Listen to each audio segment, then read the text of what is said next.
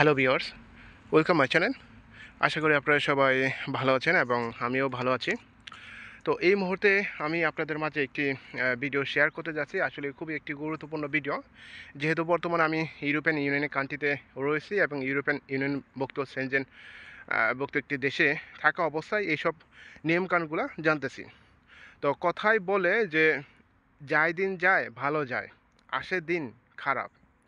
এই মুহূর্তে আপনারা যা দেখতেছেন যে ইউরোপিয়ান ইউনিয়ন কান্ট্রিগুলা, অর্থাৎ বিশেষ করে যে পশ্চিমা দেশগুলি বা সেন্ট্রাল ইউরোপের কান্ট্রিগুলা নজর দিলে অবশ্যই আপনারা দেখতে পাবেন। তো আছে ২০২৫ এবং অক্টোবর মাসে ২০ তারিখ। সময়কাল, স্থান ভেদে সব কিছু পরিবর্তন আসে, এটা স্বাভাবিক, এটা সবাই জানে। কিন্তু এই মুহূর্তে একটি ইউরোপিয়ান ইউনিয়নভুক্ত বা সেনজেনভুক্ত দেশে যদি বসবাস করতে যায়, তাহলে কতগুলা নিয়মকানুন তাকে ফলো করতে হয় এবং দিনের পর দিন সব কিছু পরিবর্তন হতে যাচ্ছে। যেমন অবৈধ থেকে বৈধতা প্রক্রিয়ার একটা যে পলিসি, সেটাও পরিবর্তন হচ্ছে। তারপর একটি দেশে সুস্থভাবে বসবাস করতে গেলে বা সুস্থভাবে যদি একটি দেশের সিটিজেন পাওয়ার জন্য অ্যাপ্লাই করে, সেক্ষেত্রেও অনেক কিছু পরিবর্তন আসতেছে। অবশ্যই আপনারা দেখতেছেন যে দিনের পর দিন সব কিছু পরিবর্তন আসতেছে। স্পেশালি করে ২০২৫ সালে দেখেন ইমিগ্রেন্টদের নিয়ে অনেক রকম পলিসি তারা আপডেট দিতেছে। ফ্রান্সে কন, জার্মানি কন, তারপর হচ্ছে যে ইটালি কন, নেদারল্যান্ড কন, সুইজারল্যান্ড, সব দেশে পরিবর্তন আসতেছে। দেখেন এই যে গত সপ্তাহে দুদিন আগে যেটা নিউজ আসলো, ইউরোপিয়ান ইউনিয়নের পার্লামেন্ট থেকে সবচেয়ে বেশি রিফিউজি কেস বা অ্যাসাইলাম কেস হিসাবে যারা অ্যাপ্লাই করেছে আফগানিস্তান। অবশ্যই আপনারা জানেন আফগানিস্তান একটা যুদ্ধগ্রস্ত দেশ এবং সেখান থেকে হাজার হাজার লক্ষ লক্ষ লোক তারা ইউরোপিয়ান সেন্ট্রাল ইউরোপগুলোতে তারা প্রবেশ করেছে এবং তারা অ্যাপ্লাই করেছে। এবং সেক্ষেত্রে কী হচ্ছে, তারা এই যে ইউরোপিয়ান ইউনিয়নের পার্লামেন্ট থেকে একটা ডিক্লার দিয়েছে, তাদেরকে ডিপোর্টেশন দিয়ে দেবে। সবচেয়ে বেশি আফগানিস্তান লোক রয়েছে জার্মানিতে, তারপর হচ্ছে ফ্রান্স, তারপর হচ্ছে গ্রিস। এই যে যে আফগানিস্তানের যে সংখ্যা বলতেছি, কাবুল তাদের রাজধানী নাম। তো এরকম অনেক তাদের ডিপুটেশনের letter already European Union parliament থেকে অ্যানাউন্স করেছে।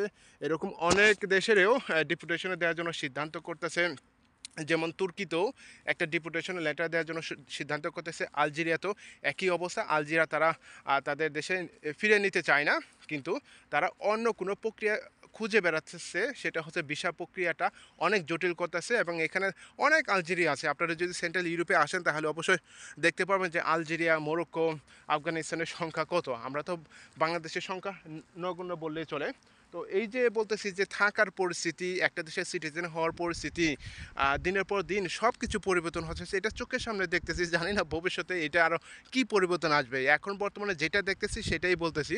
যেমন বিগত ২ বছর আগে যেটা চিন্তা করছিলাম, কিন্তু এখন এসে তা হিতে বিপরীত হয়ে গেছে। এখন থাকা না থাকার একটা বিষয় হচ্ছে যে তারা ডেপুটেশন করে দেবে, তারা তাদের নিজের দেশে পাঠিয়ে দেবে এবং সমস্ত ভারমোষণ করে পাঠিয়ে দেবে। তো দেখতেছি যে দিনের পর দিন সব কিছু পরিবর্তন হচ্ছে। বিশেষ করে ফ্রান্সে দেখেন, ফ্রান্সে যে নিয়মকানুনগুলো আস্তে আস্তে সব কিছু পরিবর্তন। সবচেয়ে ইমিগ্রেন্ট বা হোস্ট অ্যাসাইলামের কেস হচ্ছে যে ফ্রান্সের মধ্যে সবচেয়ে হোস্ট কান্ট্রি। তারপর হচ্ছে জার্মানি, তারপর নেদারল্যান্ড, সুইজারল্যান্ড, অস্ট্রিয়া, এইসব দেশে আছে, ইটালিতে রয়েছে। তো যেটা দেখতেছি আসলে সমস্ত কিছু পরিবর্তন হচ্ছে। যে যেমন আপনি যদি দেখেন যে ফ্রান্সে একটা টিআরসি কার্ড তৈরি করার জন্য ২ বছরে, ৪ বছরে, ৫ বছরে যদি টিআরসি কার্ড তৈরি পেতে চান, তাহলে অবশ্যই আপনাকে ভাষার দক্ষতা জানতে হবে, তাদের সংস্কৃতি, তাদের কালচার, আরও কত কিছু তাদের নিয়ম কানুনের মধ্যে ইনভলভ থাকতে হবে। যদিও এই দেশটাতে খুব সহজে তারা বৈধতা প্রক্রিয়াটাগুলো দিয়ে থাকতো, হতে পারে ৪ বছর ৫ বছর থাকলে তারা একটা টিআরসি কার্ড পেতো। এবং বিভিন্ন প্রক্রিয়া আছে যেটা ফ্রান্সে থেকে টিআরসি কার্ডগুলো পেয়ে থাকে। স্যালারি কার্ড, তারপর মালাদি কার্ড, তারপর হচ্ছে যে অ্যাসাইলামের কেসের ক্ষেত্রে, বাচ্চা কাচ্চা স্কুলে ভর্তি করার ক্ষেত্রে, এইসব ক্ষেত্রে তারা বিভিন্ন প্রক্রিয়ার মাধ্যমে এই টিআরসি কার্ডগুলো পেয়ে থাকতো। তো সর্বশেষ টিআরসি কার্ড পাওয়ার পরে আরেকটা প্রক্রিয়া থাকে, সেটা হচ্ছে এই দেশের সিটিজেন হওয়া, ন্যাচারালভাবে যেটা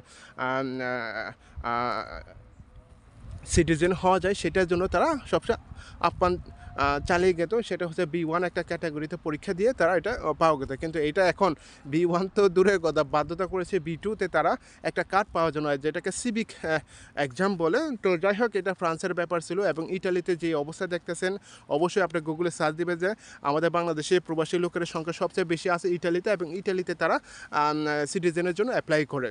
অর্থাৎ ইটালির পরে হচ্ছে ফ্রান্স, তারপর হচ্ছে জার্মানি। অবশ্যই দেখবেন তারপর আয়ারল্যান্ডে আছে অ্যাসাইলামের সংখ্যা, কারণ এইসব দেশগুলোতে আপনি দেখবেন যে বৈধতা পেতে গেলে আপনাকে যে জিনিসটা প্রথম অনুসরণ করতে হবে সেটা হচ্ছে আপনাকে অ্যাসাইলামে কেস এর মাধ্যমে আপনাকে অনুসরণ করতে হবে। তারপর স্টেপ বাই স্টেপ ওখানে থাকার পরে কেস নিয়ে লড়াই করার পরে, দীর্ঘ টাইম লড়াই করার পরে আরেকটা প্রক্রিয়া অবশ্যই আপনি বুঝতে পারবেন।